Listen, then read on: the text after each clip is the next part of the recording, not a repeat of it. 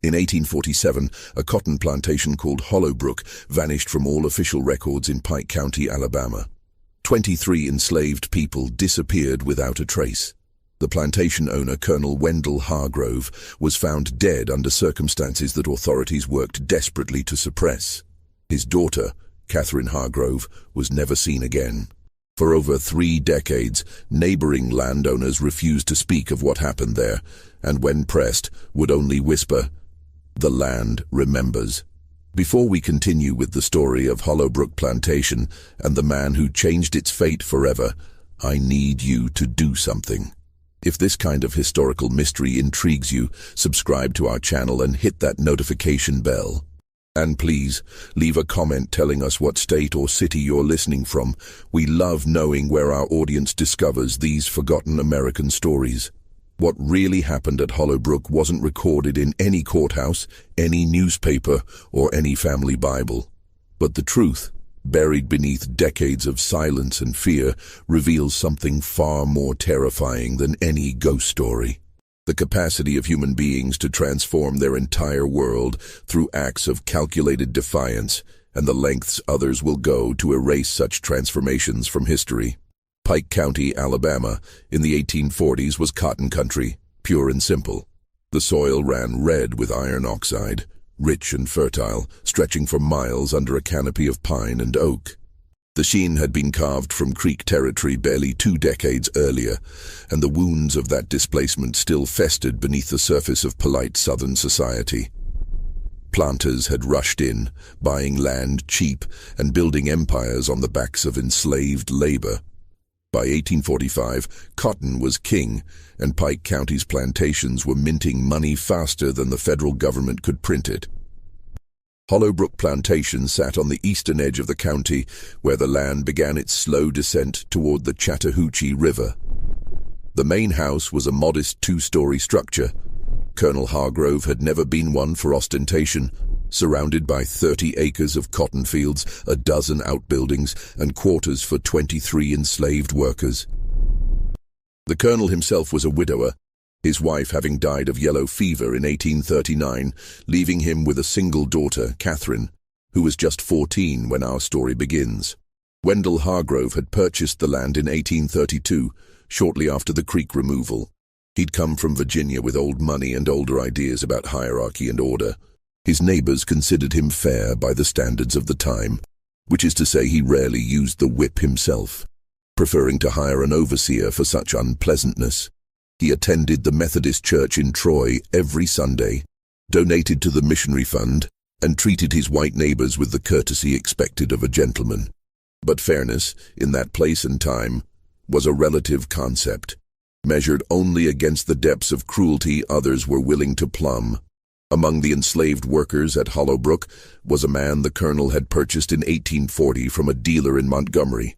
The bill of sale listed him simply as Josiah, male, approximately 25 years, field hand, no distinguishing marks. The dealer had acquired him from an estate sale in South Carolina, and before that, the records grew murky. Some said he'd been born in Virginia, others whispered he'd come from farther north, perhaps Maryland, where the institution of slavery operated under slightly different rules, and some enslaved people learned to read, despite laws forbidding it. Josiah was different from the other workers at Hollowbrook, though he took great pains to hide this difference. He was literate, a fact he guarded more carefully than gold. He'd learned his letters as a child, taught secretly by a Quaker woman who'd since fled north ahead of an angry mob. In the slave quarters at night, while others told stories or sang songs to forget their exhaustion, Josiah would lie awake, mentally composing letters he could never send, imagining a world beyond the cotton fields that stretched to every horizon. The colonel's daughter, Catherine, was 19 in 1845, a young woman trapped between 2 worlds. Her father had educated her well, too well, by the standards of Pike County society. She read philosophy and history, kept a detailed journal, and harbored dangerous ideas about human equality that she'd absorbed from books her father didn't know she'd found in his library. She was expected to marry, to become the lady of another plantation. to perpetuate the system that sustained her comfort. But Catherine had begun to see cracks in that system, inconsistencies that gnawed at her conscience. The plantation operated on a strict schedule. The enslaved workers rose before dawn, worked the fields until dusk during planting and harvest seasons, and were given Sundays off for rest and worship. They grew their own vegetables in small plots behind their quarters, raised chickens, and were allowed to keep whatever money they could earn by selling surplus on their day off. A small mercy that gave them the illusion of autonomy while reinforcing their bondage. The system was designed to be self-sustaining, to make resistance seem futile and compliance seem rational. But systems built on human suffering carry within them the seeds of their own destruction. They create pressure that builds invisibly, like water seeping through limestone, slowly dissolving the foundations until everything collapses without warning. In the summer of 1845, Colonel Hargrove made a decision that would alter the course of many lives. His longtime overseer, a brutal man named Silas Fenton, had died suddenly of apoplexy, and Hargrove needed a replacement. Rather than hire another white overseer, which would cost him precious capital, he decided to promote from within. He chose Josiah. The decision shocked the other enslaved workers and scandalized Hargrove's neighbors. An enslaved man as overseer? It was practically unheard of in that region, though not without precedent elsewhere. But Hargrove had his reasons. Josiah was intelligent, organized, and, most importantly, he'd shown no signs of rebelliousness. The colonel believed that giving Josiah a position of limited authority would make him invested in the plantation's success, would turn him into an ally rather than a potential threat. It was a catastrophic miscalculation. Josiah accepted the position with the appropriate display of gratitude and humility. He moved into the overseer's cottage, a small structure separate from both the main house and the slave quarters, and began his new duties.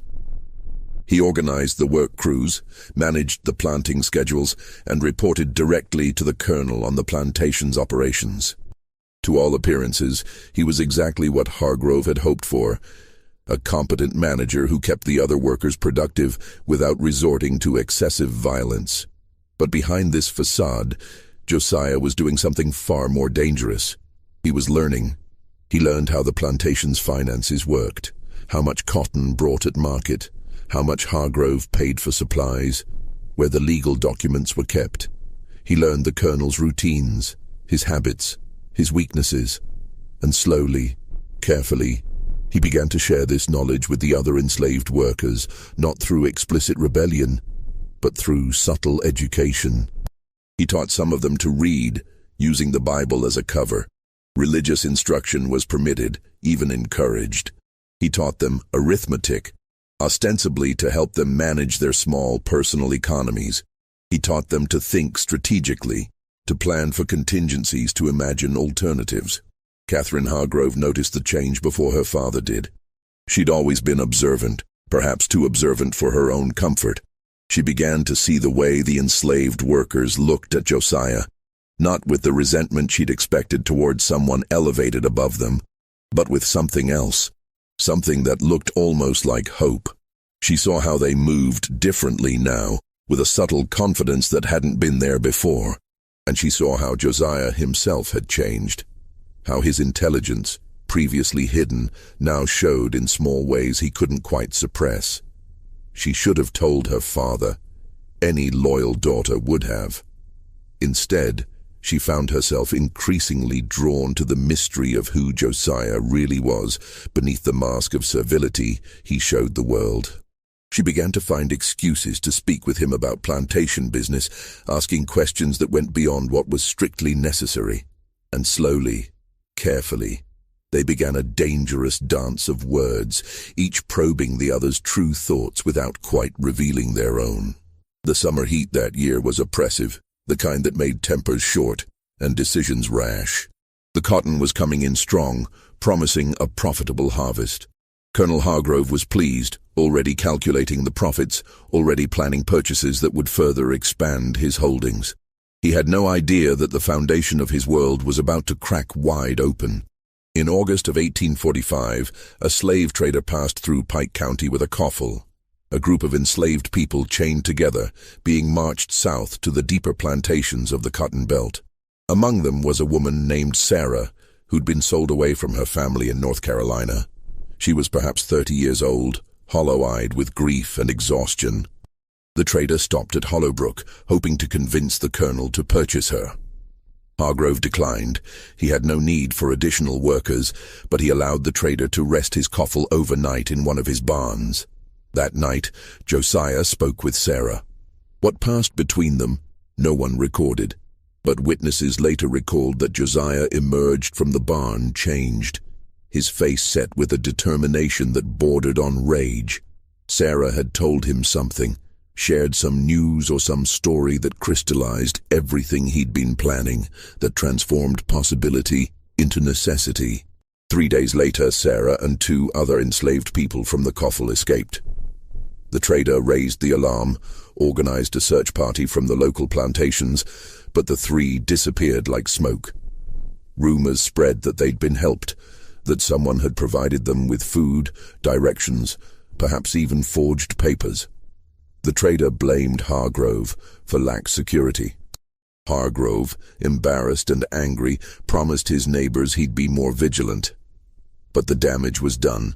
The escape proved that resistance was possible, that the system had weaknesses, and Josiah had been the one to exploit those weaknesses, though he'd been careful to leave no evidence that could be traced back to him. Catherine Hargrove had watched these events with growing fascination and growing horror. She'd seen Josiah the night of the escape, had noticed the quiet satisfaction on his face the next morning when the news spread.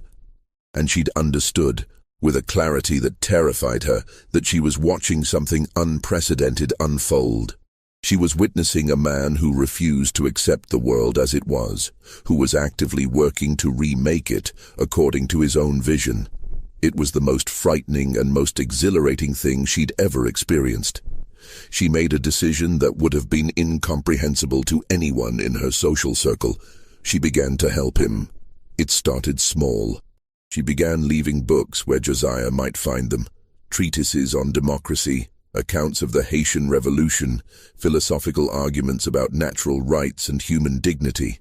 She never acknowledged what she was doing, and he never acknowledged finding them. But the books disappeared and reappeared, their pages marked with careful fingerprints. They began to have conversations that skirted the edges of treason, discussing hypothetical situations, abstract principles, never quite saying what they both understood. The autumn of 1845 passed in a strange state of suspended tension. The cotton was harvested and sold, bringing Colonel Hargrove the profits he'd anticipated. He began making plans for the next year, talking about clearing more land, perhaps purchasing 2 or 3 more workers to expand operations. The plantation hummed along with its usual rhythms, but beneath the surface, something fundamental had shifted. In November, a circuit preacher came through Pike County, a Methodist minister named Reverend Thomas Strickland, who traveled from plantation to plantation offering religious services to enslaved workers. The colonel allowed him to preach at Hollowbrook, as he always did. Religion was considered a pacifying influence, teaching enslaved people to accept their lot and look forward to rewards in the afterlife. But Reverend Strickland's sermon that Sunday was different. He spoke about the book of Exodus, about Moses leading his people out of bondage, about the walls of Jericho falling when the people refused to accept their oppression. His words were coded, careful, but their meaning was clear to anyone listening with the right ears. After the service, he spoke privately with Josiah for nearly an hour. What they discussed, no one knows for certain. But when the Reverend left, he carried with him several letters Josiah had written to be delivered to contacts in the north. Winter came to Pike County, bringing with it a cold that was unusual for Alabama, sharp and biting. The work in the fields slowed, giving the enslaved workers more time in their quarters, more time to talk, to plan, to organize. Colonel Hargrove noticed nothing amiss. Why would he? His workers were productive, obedient, and his overseer was managing everything efficiently. He spent his evenings by the fire, reading newspapers from Montgomery and Mobile, following the growing national debate over slavery's expansion into new territories. He considered himself a moderate on the issue, believing that the institution would gradually fade as it became economically unviable, a comfortable delusion that let him sleep well at night. Catherine, meanwhile, was losing sleep. She'd crossed too many lines, gone too far to turn back. She'd become, whether she fully acknowledged it or not, a collaborator in whatever Josiah was planning. And she still didn't know exactly what that was, only that it was building towards something momentous, something that would shatter the fragile peace of Pike County like a stone through glass. Just when it seemed the tension couldn't build any higher, when the weight of secrets and plans and unspoken alliances threatened to suffocate everyone involved, something happened that changed everything. On a freezing night in January 1846, a federal marshal arrived at Hollowbrook Plantation with a warrant for the arrest of Reverend Thomas Strickland on charges of aiding fugitive slaves. The Reverend had been caught in Tennessee with forged freedom papers, and under interrogation, he'd mentioned his contacts in Alabama, including his conversations at various plantations in Pike County. The marshal questioned Colonel Hargrove extensively.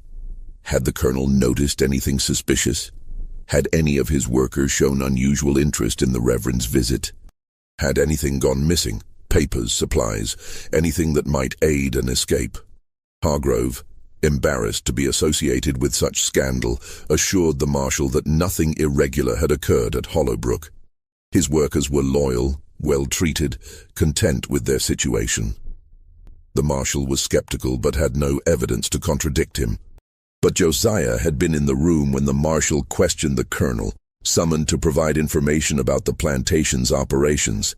He'd heard every word, seen the warrant, understood that the network he'd been building was compromised. The marshal's investigation would eventually lead back to him, to the letters he'd written, to the escape he'd facilitated. It was only a matter of time. That night, after the marshal had departed for Troy to continue his investigation, Josiah made his decision. He couldn't wait any longer. Whatever he'd been planning, whatever careful long-term strategy he'd been developing, it all had to happen now, immediately, before the authorities closed in. He called a meeting in the quarters after midnight, when the colonel and Catherine were asleep. 22 enslaved people crowded into the largest cabin, their breath fogging in the cold air. Josiah stood before them, his face illuminated by a single candle, and finally revealed everything he'd been working toward for the past year and a half. He wasn't proposing escape. Escape was temporary, a running that would never end, always looking over their shoulders for the catchers and their dogs. He was proposing something far more radical, something that had never been successfully attempted in the Deep South. He was proposing that they take control of Hollowbrook Plantation and transform it into a free settlement, defended by force if necessary, sustained by their own labor, governed by their own laws. It was madness. It was impossible. It would bring down the full fury of every plantation owner in Alabama, would summon the militia, perhaps even federal troops. They would all die or be sold so deep into the cotton country that they'd never see daylight again. But one by one, the 22 enslaved people in that cabin raised their hands in agreement. They'd already lost everything that mattered. Their families had been scattered by sale, their bodies broken by endless labor, their spirits crushed by systematic dehumanization. What did they have to lose by trying? At least they'd die free, if only for a moment. At least they'd know what it felt like to be masters of their own fate, even if that fate was sealed. Josiah laid out his plan. It was detailed, carefully considered, frighteningly thorough. He'd been preparing for this moment for longer than anyone had realized, accounting for every contingency, every possible response from the white power structure that surrounded them. It would require perfect timing, absolute commitment, and a willingness to do things that none of them had ever imagined themselves capable of doing. The first step was to secure the plantation itself. That meant dealing with Colonel Hargrove. In the hour before dawn on January 14, 1846, Josiah entered the main house using the key he'd been given as overseer.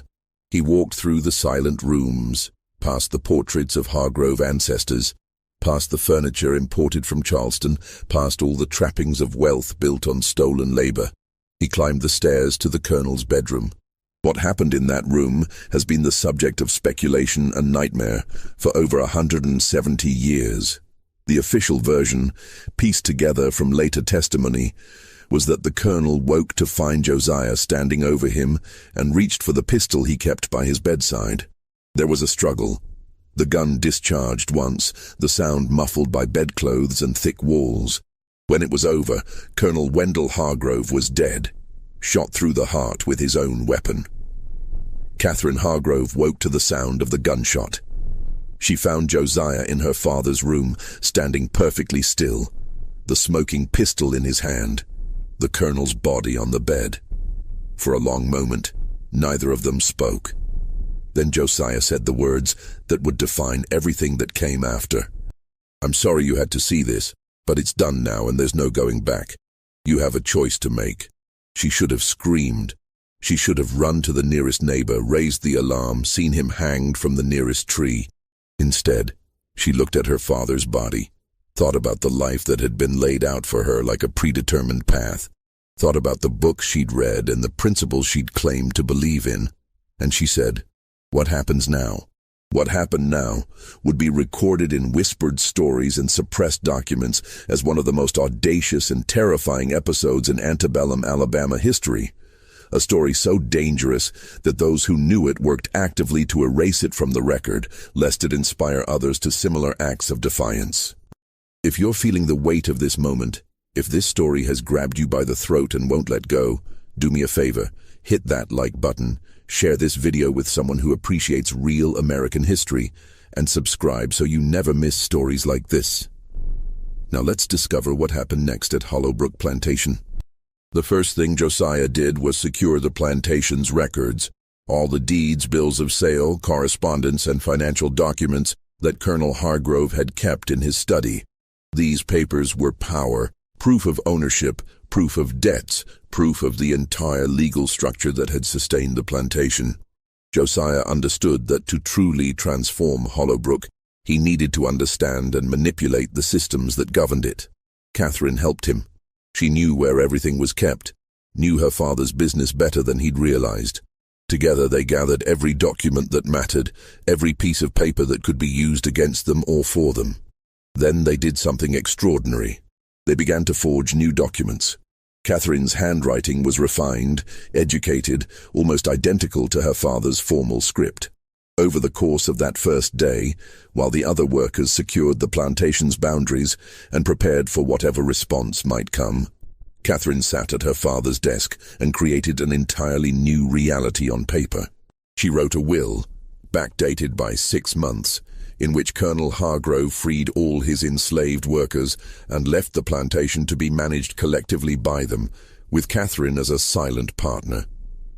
She wrote letters to business associates explaining that the colonel had experienced a religious conversion and was implementing a radical new labor system. She wrote promissory notes and debt forgiveness letters, carefully designed to create confusion and buy time. It was fraud, of course, criminal conspiracy. But in that moment, legality seemed like a distant concern. They were rewriting the rules, creating a new social order from scratch, and they needed every advantage they could manufacture. The colonel's body was buried quickly and quietly in the plantation's small family cemetery with a simple marker that read, Wendell Hargrove, 1791-1846. He sought understanding. No one from neighboring plantations was informed. No funeral was held. The official story, should anyone ask, would be that the colonel had died peacefully in his sleep, and Catherine was managing the estate according to his final wishes. For the first week, nothing happened. No neighbors came calling, no authorities investigated. Pike County was large, and Hollowbrook was somewhat isolated on the county's eastern edge. The nearby plantations were far enough away that the sound of a single gunshot wouldn't have carried. The enslaved people who'd worked at Hollowbrook simply disappeared from the broader community's awareness, as if they'd never existed. During that week, Josiah and the others implemented the structure he'd been planning for months. They divided the cotton fields into individual plots, giving each person responsibility for their own section. They established a council to make collective decisions about the plantation's operations. They created a system for sharing resources and labor, for protecting each other, for building something that looked like a community rather than a prison. Catherine found herself in a strange position. She was the only white person on the plantation, the colonel's daughter, legally the owner of everything around them. But she'd chosen to align herself with Josiah's revolution, and that choice had transformed her into something her society had no name for. Neither master nor enslaved, neither oppressor nor oppressed, existing in a liminal space that terrified and exhilarated her in equal measure. The relationship between Catherine and Josiah during this period defies easy categorization. They were co-conspirators, certainly, allies in an impossible enterprise. But there was something else developing between them, something that would have been unthinkable in the world they'd come from, something that emerged naturally from their shared risk and shared purpose. They spent long hours together, planning, strategizing, teaching each other things they'd never had the opportunity to share across the racial divide that had always separated them. She taught him the finer points of business and law. He taught her about survival, about resilience, about seeing the world from a perspective she'd never imagined. The other workers watched this developing relationship with mixed feelings. Some were suspicious, wondering if Catherine was truly committed to their cause or if she'd eventually betray them to save herself. Others recognized that her presence was essential to their survival. Without her, they had no legal claim to the plantation, no way to interact with the white world that surrounded them. And still others saw something deeper, something revolutionary in the way Josiah and Catherine worked together as equals. Proof that the racial hierarchies they'd been taught were natural and inevitable were actually nothing more than social constructions that could be dismantled. By the end of January, Hollowbrook had been transformed. The plantation still grew cotton. They needed cash crops to survive, but the entire system of labor and governance had been revolutionized. People worked their own plots, kept their own profits, made their own decisions. They held nightly meetings to discuss strategy, to debate the best ways to proceed, to prepare for the response that would inevitably come.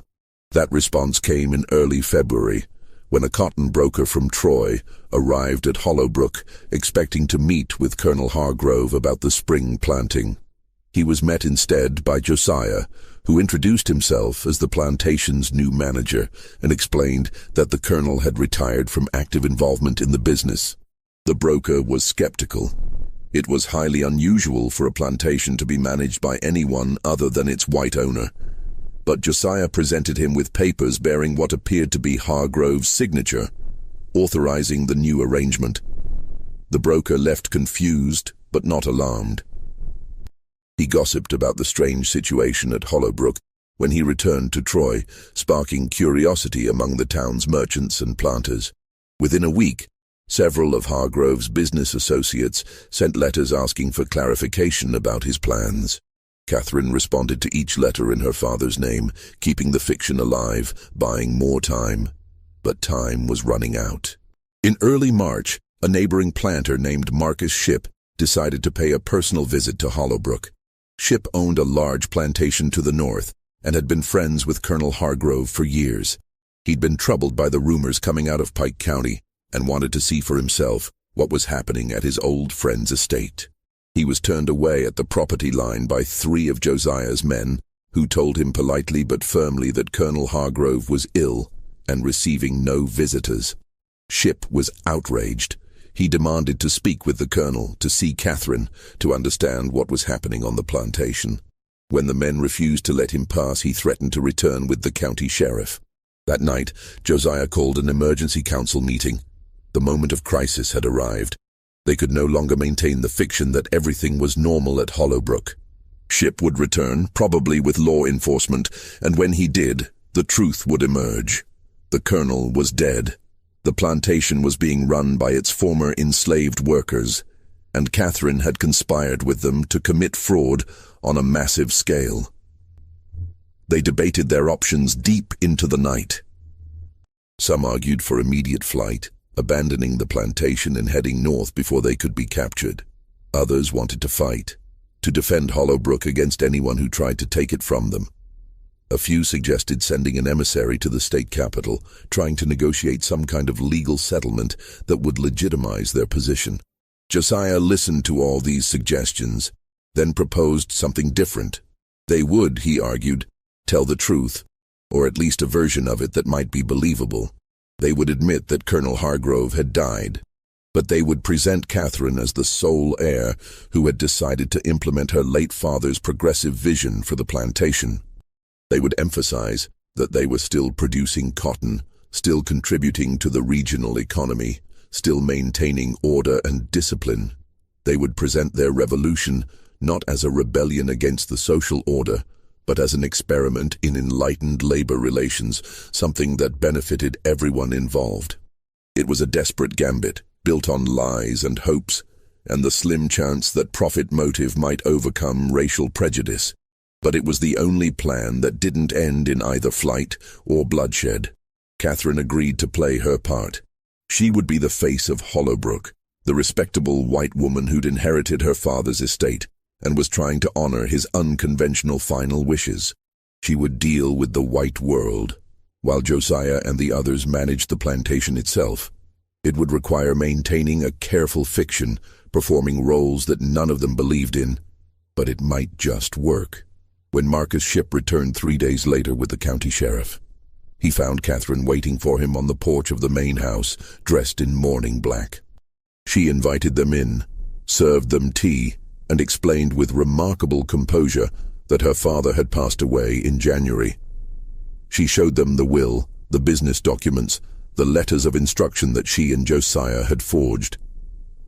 She described her father's deathbed conversion to more humane labor practices, his desire to prove that plantations could be profitable without resorting to brutality or the permanent bondage of workers. The sheriff was deeply suspicious. Nothing about the situation made sense by the standards of Pike County society. Why hadn't they been notified of the colonel's death immediately? Why had Catherine continued to correspond as if her father was still alive? Why were formerly enslaved people apparently making decisions about plantation operations? But Catherine had prepared for these questions. She explained that her grief had overwhelmed her judgment, that she'd been trying to honor her father's wishes before announcing his death publicly, that she'd been advised by a lawyer in Montgomery, a fictional character she described in convincing detail, that the gradual transition to new labor arrangements would be more successful than an abrupt announcement. She showed them the plantation's account books, proving that cotton production hadn't declined, that debts were being paid, that everything was functioning smoothly. Marcus Shipp remained unconvinced, but he couldn't point to any specific law being broken. The workers at Hollowbrook weren't running away. They were working their assigned plots and producing cotton. Catherine was white, propertied, and legally entitled to manage the plantation as she saw fit. The situation was unusual, certainly, but was it actually illegal? The sheriff decided to make inquiries. He would check with the county courthouse about the colonel's will, speak with business associates about the plantation's financial situation, and return with more questions if anything seemed amiss. In the meantime, Hollowbrook would be watched carefully. After Shipp and the sheriff left, Catherine collapsed into a chair, her hands shaking. The performance had exhausted her, the constant awareness that every word, every gesture, could doom them all. Josiah brought her water, and for a long moment they sat together in silence, both understanding that they'd bought time, but not much of it. The spring of 1846 was a tense season at Hollowbrook. The workers planted cotton in their individual plots, working with an intensity born of desperation.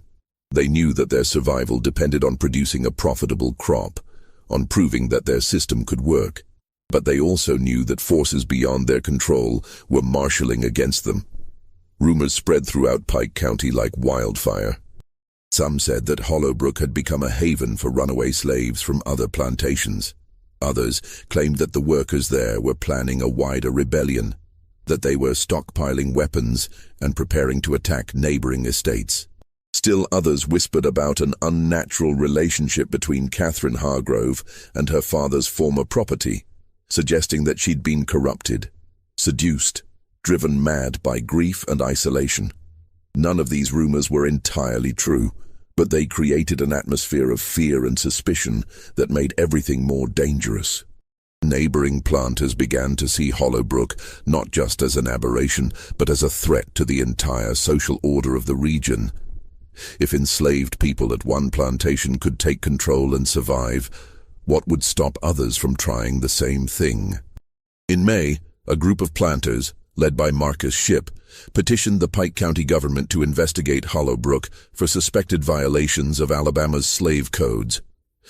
They argued that Catherine Hargrove was allowing her workers an excessive degree of autonomy, that she wasn't maintaining proper discipline, that the plantation had become a dangerous example that could inspire insurrection elsewhere.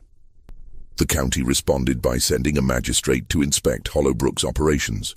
The magistrate, a careful man named Horace Kellerman, arrived without warning on a humid morning when the cotton plants were just beginning to show their first bolls. He spent 2 days at the plantation, observing the work routines, examining the living conditions, questioning both Catherine and several of the workers about their arrangements. What Kellerman found confused him. By the standards of Alabama law, nothing at Hollowbrook was technically illegal. The workers were not free. Catherine maintained legal ownership of them, presenting the required documentation to prove her claims. But their actual living and working conditions were unlike anything he'd seen before. They had considerable autonomy, worked on incentive-based systems, lived in conditions that approached comfort. It was strange, unprecedented, but not clearly in violation of any statute. Kellerman's report to the county court was ambivalent. He noted irregularities and recommended continued monitoring, but he couldn't identify any specific legal violations that would justify intervention. His report satisfied no one. The planters wanted action, wanted Hollowbrook shut down as a warning to others. But without clear legal grounds, the county government was reluctant to act. The stalemate continued through the summer.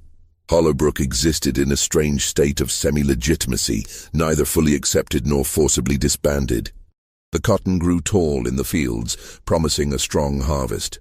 Catherine continued her performance as the respectable plantation owner, corresponding with merchants and brokers, maintaining the fiction that everything was normal. Josiah managed the daily operations, coordinating the work crews, ensuring that every aspect of their operation ran smoothly enough to deflect criticism.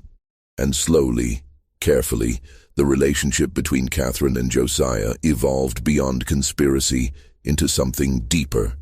They were from worlds that were never supposed to touch, bound by laws and customs designed to keep them perpetually separate. But those laws and customs had no power in the space they'd created at Hollowbrook. There, in the isolation of their revolutionary community, they found themselves drawn together by shared purpose, shared risk, and a growing recognition that they understood each other in ways neither had ever experienced with anyone else. By midsummer, their relationship had become intimate. It was the final transgression, the ultimate violation of every social norm that governed their world. If discovered, it would bring down consequences that would make everything else seem trivial by comparison. But, in the privacy of the main house, away from watching eyes, they found moments of connection that felt like freedom, like proof that the world they were trying to build was possible. The harvest came in September and it was abundant. The workers brought in their cotton, ginned it, and prepared it for market.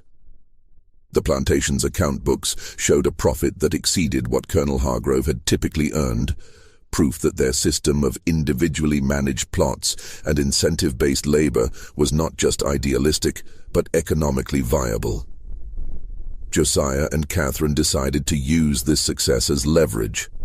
They began corresponding with merchants in Mobile and Montgomery, proposing long-term contracts that would give Hollowbrook stability and legal standing.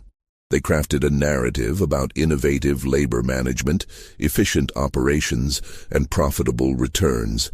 Everything the market valued, carefully omitting the revolutionary social arrangements that made these results possible. Some merchants were intrigued. The cotton from Hollowbrook was high quality, and profit had a way of making people overlook irregularities. A few contracts were signed, giving the plantation a degree of legitimacy in the broader economic system. But just as it seemed Hollowbrook might survive, might actually establish itself as a functioning community, events beyond their control intervened. In October 1846, a runaway slave from a neighboring plantation appeared at Hollowbrook's boundaries, seeking shelter. His back was crisscrossed with whip scars, his feet bleeding from days of running through forests and swamps. He begged for help, for sanctuary, for anything that might keep him from being dragged back to the hell he'd escaped. Josiah and the council faced an impossible choice. If they turned him away, they would be betraying everything they claimed to believe in, abandoning someone who desperately needed their help. But if they sheltered him, they would be violating laws against harboring fugitives, giving their enemies exactly the justification they needed to destroy Hollowbrook. They chose to help him. They hid him in one of the outbuildings, treated his wounds, gave him food and rest. They knew it was reckless, knew it might be the mistake that doomed them all, but they couldn't bring themselves to do otherwise.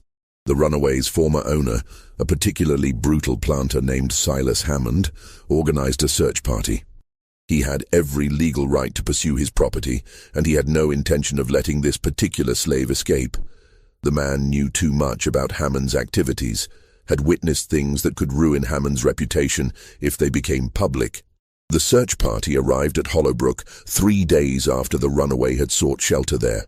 They demanded permission to search the plantation, claiming they had reliable information that their fugitive was being harbored there. Catherine refused, asserting her property rights and demanding they produce a warrant before entering her land. It was a legally sound position, but it bought them only hours. Hammond returned that same evening with the county sheriff and a properly executed search warrant. They swept through Hollowbrook systematically, checking every building, every hiding place. They found the runaway in a storage shed, cowering behind bales of cotton. Hammond's fury when he found his property was terrifying to witness. He accused Catherine of criminal conspiracy, of violating the Fugitive Slave Act, of corrupting the social order. He demanded that the county prosecute her to the fullest extent of the law. And then, in his rage, he revealed something that would prove catastrophic.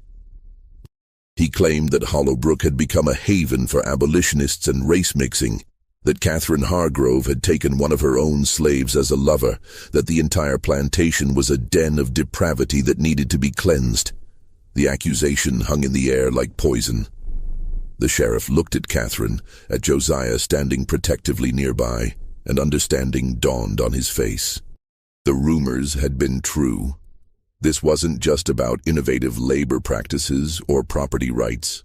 This was about the systematic violation of every racial and sexual taboo that held Southern society together. That night, after the sheriff and Hammond had departed with their recovered fugitive, Catherine and Josiah stood together in the main house and faced the reality of their situation. Everything was about to come crashing down. Hammond's accusations would spread throughout Pike County like plague. No amount of legal maneuvering or economic success would save them now. They had crossed the one line that could never be forgiven. They had perhaps a week before Hammond and his allies organized a response. A week to decide whether to run, to fight, or to face whatever judgment was coming. The council met through the night, voices raised in argument and desperation. Some wanted to flee immediately, to head for the Chattahoochee and beyond, try to reach free territory before they were hunted down. Others wanted to fortify the plantation, arm themselves, prepare for a siege. A few argued for surrender, hoping that cooperation might result in mercy. Josiah stood before them and proposed something that stunned everyone into silence. He suggested that they disappear, not by running away, but by ceasing to exist as Hollowbrook Plantation altogether. They would burn the main house, destroy the records, scatter in different directions, and regroup later in places where they could build new identities and new lives. The plantation would become a mystery, an abandoned ruin that authorities would puzzle over but never quite understand. It was an audacious plan, one that required coordination and commitment and the willingness to sacrifice everything they'd built over the past 9 months. But it was, perhaps, the only plan that gave them all a chance of survival. Catherine listened to the debate, feeling the weight of her choices pressing down on her. She could still save herself, probably. She could claim she'd been deceived, coerced, held prisoner by these people who'd murdered her father. She could perform the role of victim, let Josiah and the others take all the blame, and walk away with her freedom and perhaps even her reputation intact. She looked at Josiah, remembered everything they'd shared, everything they'd tried to build together, and made her choice. "If we scatter," she said quietly, "we scatter together. Where you go, I go." The words sealed her fate and transformed the nature of their revolutionary experiment. This was no longer about a plantation or a social system. It had become about something more fundamental, about the possibility of connection across lines that were supposed to be absolute, about the power of choice to remake identity itself. They had 4 days to implement their plan. 4 days to gather supplies, forge new documents, create new identities for 24 people. 4 days to prepare for a disappearance so complete that it would baffle investigators for generations. On the night of November 3rd, 1846, Hollowbrook Plantation burned. The fire started in the main house, spread to the outbuildings, consumed the gin house and the cotton stores. By morning, nothing remained but smoking ruins and questions that would never be satisfactorily answered. If this story has grabbed you, if you need to know how this incredible tale ends, help us reach more people who love these hidden histories. Hit that like button, subscribe to the channel, and share this video with anyone who appreciates the complex, often uncomfortable truths about American history. Now, let's discover the final chapter of Josiah's revolution and what happened to the people of Hollowbrook. The official investigation into the fire at Hollowbrook Plantation was perfunctory and confused. When county authorities arrived, they found the plantation completely abandoned. Every building had burned to varying degrees. The slave quarters were empty, showing signs of hasty departure, but no evidence of violence. The main house was utterly destroyed, with what appeared to be human remains found in the wreckage, later presumed to be Colonel Hargrove, though the identification was never certain given the fire's intensity. What most puzzled investigators was the systematic nature of the destruction. This hadn't been an accidental fire. Someone had deliberately burned the plantation's records, its cotton stores, its equipment. And then, even more mysteriously, everyone had vanished. Catherine Hargrove, Josiah the overseer, and all 22 enslaved workers. No bodies were found beyond the presumed remains in the main house. No witnesses reported seeing anyone leave. It was as if 24 people had simply dissolved into smoke, along with the plantation buildings. Marcus Shipp and Silas Hammond pressed for a full investigation. They were convinced that Catherine had been murdered, that the enslaved workers had slaughtered her along with her father and then fled north. They organized search parties, offered rewards for information, pressured the county government to pursue the fugitives with every available resource. But the searches turned up nothing. No one matching the descriptions of Hollowbrook's workers appeared in any of the usual channels for catching runaways. No reports came in of suspicious groups moving north through Alabama or Tennessee. The people from Hollowbrook had vanished as completely as if they'd never existed. What actually happened was more complex and more carefully orchestrated than anyone suspected. In the days before the fire, Josiah and Catherine had divided the Hollowbrook community into small groups, no more than 3 or 4 people each, and created detailed plans for each group's departure and destination. Some headed north toward Tennessee, others east toward Georgia, still others west into Mississippi. They left at different times, traveled different routes, and had different cover stories prepared for anyone who questioned them. Catherine and Josiah traveled together, along with two other people from Hollowbrook, a woman named Ruth and a young man named Marcus. No relation to Marcus Shipp, the name being coincidentally common. They'd prepared false papers identifying Catherine as a widow traveling with her servants, heading to Mobile to board a ship for Philadelphia where she had family. The papers were good enough to pass casual inspection, and Catherine's skin color and class markers were sufficient to deflect deeper scrutiny. They moved slowly, carefully, spending weeks making their way south through Alabama. Catherine used some of the money she'd taken from her father's safe to book passage on a riverboat, maintaining her performance as a respectable Southern lady traveling with her household servants. No one questioned the arrangement. Why would they? The world was full of white women traveling with enslaved attendants. From Mobile they did indeed take a ship north, but not to Philadelphia. They sailed to New Orleans instead, that cosmopolitan port city where racial categories were more fluid and complex, where people with ambiguous identities could more easily disappear into the population. In New Orleans, Catherine cut her hair, adopted simpler clothes, and began the process of transforming herself from a plantation heiress into someone who could live alongside Josiah without attracting fatal attention. They stayed in New Orleans for several months, living in a racially mixed neighborhood near the docks, working odd jobs, learning to navigate a world that was simultaneously more dangerous and more free than anything they'd known in Alabama. Catherine discovered skills she'd never needed before: how to wash clothes, how to haggle in markets, how to survive on wages that would have seemed absurdly small at Hollowbrook. Josiah taught her what he'd learned about survival, about reading situations, about the subtle codes and signals that could mean the difference between safety and disaster. In the spring of 1847, they heard news that both relieved and disturbed them. The investigation into Hollowbrook's destruction had been quietly closed. The official conclusion was that Catherine Hargrove had perished in the fire along with her father, and the enslaved workers had used the chaos to escape. Rewards for their capture remained posted, but with no leads and other crises demanding attention, the active pursuit had ended. Hollowbrook had become a cautionary tale, a story planters told each other about the dangers of excessive lenience and the treachery of the people they held in bondage.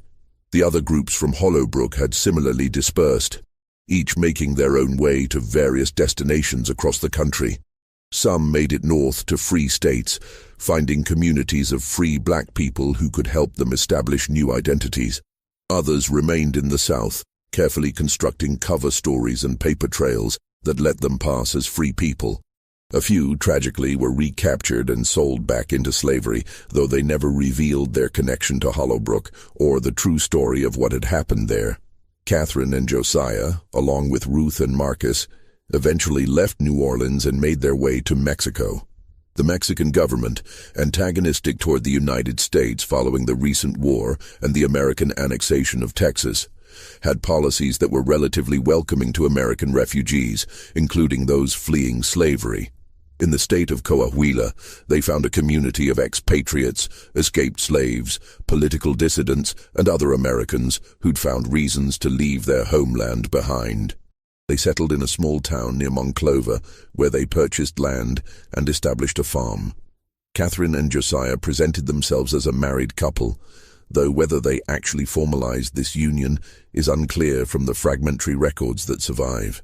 In Mexico, their relationship was unusual but not illegal, not subject to the violent prohibitions they'd faced in Alabama. They could simply be together, could build a life without constantly performing roles or hiding their connection. Ruth and Marcus established their own household nearby, and over the years, others from Hollowbrook found their way to the same region, creating a small community of expatriates bound by shared history and shared secrets. They grew cotton, ironically enough, selling it to Mexican merchants who exported it to European markets.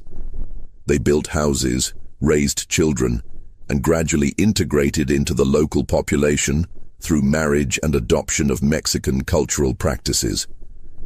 Catherine never used her family name again. She took the name Clara Mendez, a fiction that let her move through her new world without the weight of her past, constantly threatening to drag her down. She learned Spanish fluently, converted to Catholicism, and became, by all appearances, simply another expatriate farmer's wife in Coahuila. But she never forgot Hollowbrook. Never forgot the 9 months when she'd tried to build something revolutionary, never stopped wondering about the people who'd scattered from that burning plantation and where they'd ultimately ended up. Josiah kept his name, perhaps because it carried no particular significance in Mexico, perhaps because changing it felt like erasing the person he'd fought so hard to become. He was respected in their community as a farmer and organizer, someone who could negotiate with local authorities and Mexican merchants, who understood both American and Mexican ways of doing business. He taught his children to read and write in both English and Spanish, determined that they would have the opportunities he'd been denied. The community they built in Coahuila lasted for several decades. By the 1860s, it had grown to nearly 50 people, including children born in Mexico who knew about Hollowbrook only through stories their parents told. The community maintained its own identity while slowly blending into the broader population of the region. By the 1880s, the children of the original Hollowbrook refugees were largely indistinguishable from other Mexican citizens of mixed descent, carrying the history of what their parents had done only in fragments of family lore. Josiah died in 1872 at approximately 70 years old. Catherine, Clara, lived until 1889, long enough to see her children grown and established, long enough to witness the American Civil War from a distance and wonder what might have been different if their experiment at Hollowbrook had succeeded. In her final years, she wrote a brief account of her experiences, explaining what had really happened in Pike County, Alabama in 1845 and 1846. The manuscript was written in Spanish, hidden among her family's papers, and rediscovered decades later by historians researching Mexican-American relations in the antebellum period. That manuscript, combined with fragments of testimony from other Hollowbrook refugees found in various archives, provides the only reliable account of what actually happened at the plantation. It reveals a story far more complex and unsettling than the official narrative of rebellion and destruction. A story about people who'd tried to create an alternative to the South's plantation system, who'd briefly succeeded, and who'd been forced to literally burn their experiment to the ground and flee when the system they'd challenged proved too powerful to overcome. Back in Pike County, Hollowbrook Plantation was never rebuilt. The land reverted to the state when no heirs came forward to claim it.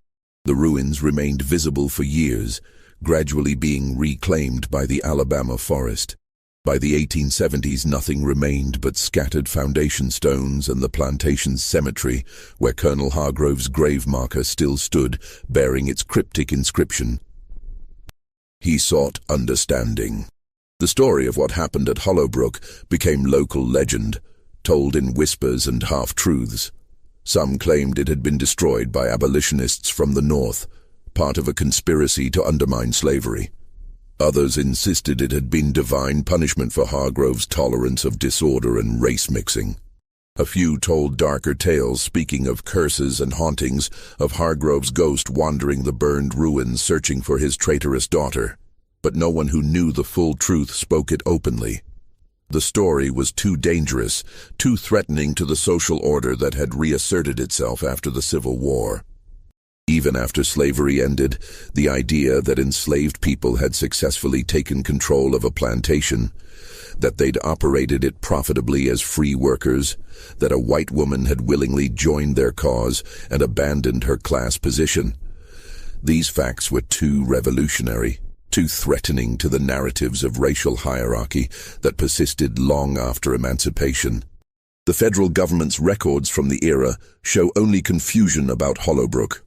Reports mention the mysterious fire and disappearance, note the failure to recover any fugitives, and eventually file the entire incident under unresolved. The Freedmen's Bureau, established after the Civil War to assist formerly enslaved people, had no record of anyone from Hollowbrook ever seeking assistance, which makes sense. The Hollowbrook refugees had already established their freedom years before the government was willing to acknowledge such freedom as legitimate. In the 20th century, historians occasionally stumbled across references to Hollowbrook in their research, but without Catherine's manuscript or testimony from the survivors, they had no way to piece together what had actually occurred. The incident appeared in a few academic papers as a footnote, one of many minor mysteries from the antebellum period, interesting but ultimately insignificant. It was only in the 1970s that a Mexican historian named Dr. Elena Vasquez, researching the history of American refugees in Coahuila, discovered Catherine's manuscript among papers donated to a regional archive by one of her descendants.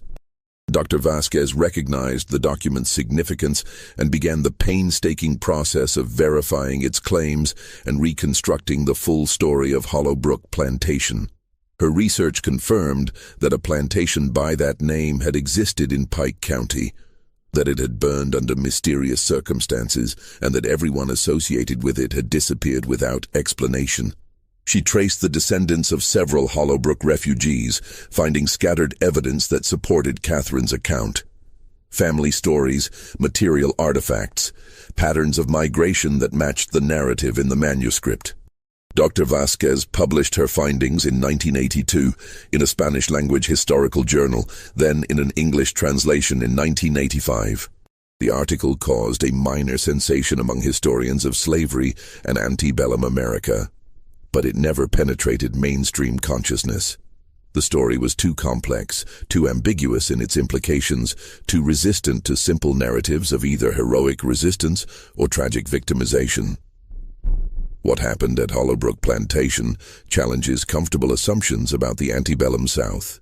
It reveals that enslaved people were capable not just of individual resistance or violent rebellion, but of sophisticated social organization, of economic management, of creating functioning alternative societies when given the opportunity.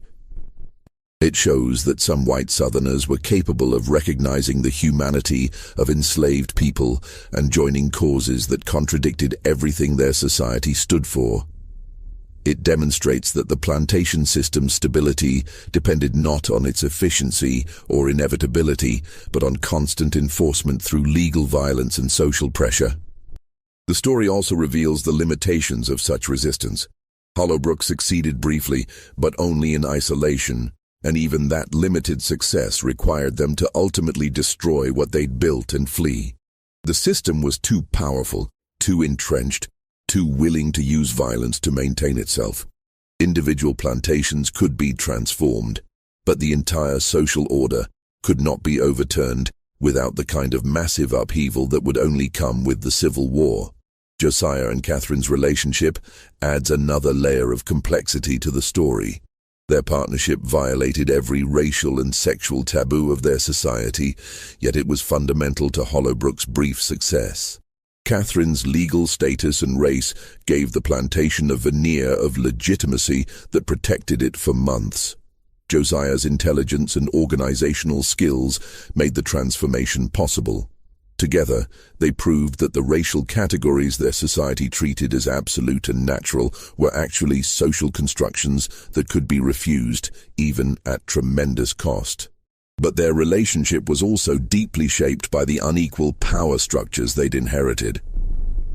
Catherine had been Josiah's legal owner, even if she'd chosen not to exercise that ownership.